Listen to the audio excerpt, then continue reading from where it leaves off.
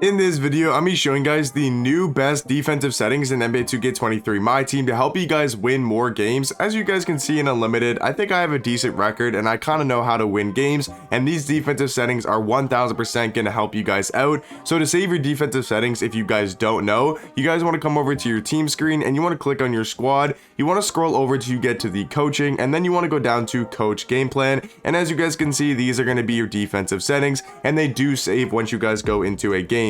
So talking about the on-ball pressure, I like to running it tight. I feel like if you have it on smother, your players are just going to get blown by this year. So I think tight is probably the best way to go with. If you guys don't know what on-ball pressure is, basically what it means is when the off-ball defender, so when you're not using him, the on-ball defender guarding, let's say their point guard, and let's say you're using your center, it's going to be how close is he to the ball handler. So for example, if you have it on gap, that means he's going to give that point guard a lot of space.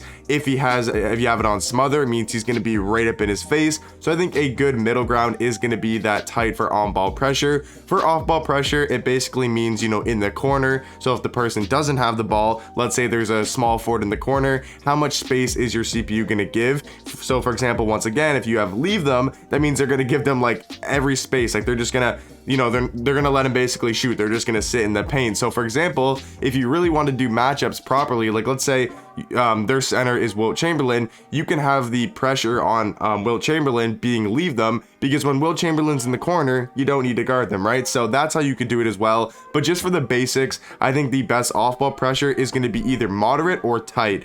I've been running tight, but I think I'm going to actually switch it to, I'm going to switch my off-ball pressure to moderate. I think it's the best one to run with. And then for the on-ball screen, in my other video that I have a go under, but I think I'm actually going to switch that to go over. I think go over at this point in the year, people are starting learning how to shoot. They're learning how to get threes off. I think go over is probably going to be the best on-ball screen and the best on-ball screen center settings to go with. You guys can pause the screen. You can pause the video, you know, to kind of see what I'm doing. You know, no hedge, or sorry, for hedge, I think in the last video I had it on soft hedge or catch hedge. I do think the best hedges in the game are still the same, but I'm actually going to run no hedge. I think no hedge is a little bit better than soft hedge, but you can run soft hedge or you can run catch hedge as well. Those are definitely going to be the best hedges to go with, but like I said, I'm gonna run no hedge. For the stay attached, you want to make sure that is on yes. Super important setting, make sure that is on yes. If we scroll down to the most important defensive settings, and that is going to be the drive help rules, you want to make sure both of these are on no help, because basically if you don't have them on no help and you have them on,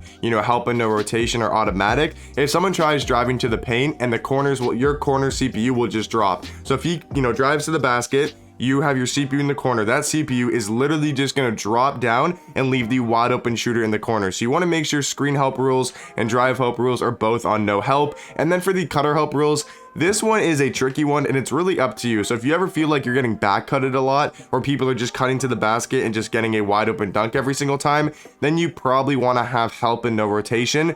But I think the best one to go with is probably going to be no help. You just want to use the back cuts, right? Try to stop them by yourself. If you're really struggling at stopping back cuts and they just keep getting to the basket with ease off those cuts, then you probably want to do help and no rotation, or you want to do automatic. But I'm going to run no help for the defensive settings. And yeah, guys, I mean, that's pretty much it. Transition defense, you want to put to no threes. That's also super important, because if you've ever noticed when, you know, someone gets a rebound, a defensive rebound, and they're running on the break, if you ever notice that, you know, why is my CPU leaving them open in the corner, that's probably because you either have it on wall up or you have it on automatic, which means your CPU, when running back on defense in the fast break situation in transition, are just going to run to the middle of the paint and leave the corners wide open. But if you have transition defense set to no threes, that means your CPU, when running back on defense, is going to run to the corners and prevent the threes in transition and on the fast break. So yeah, guys, just to go over quickly once again, on-ball pressure tight, off-ball pressure moderate, on-ball screen center, and on-ball screen go over and go over. For the hedges, I do run no hedge. For stay attached, you want to make sure that's on yes. For the drive help rules and the screen help rules, you want to make sure both of those are on no help. And then for the cutter help rules, you want to have that on no help as well. And then the transition defense, you guys want to have it to no threes. So let me know in the comment section down below, maybe some other defensive settings you guys would recommend. But if this video did help you guys out, make sure to drop a like on the video down below and subscribe if you guys are new. I appreciate you guys watching the videos, and I'll catch you guys in the next one. Peace.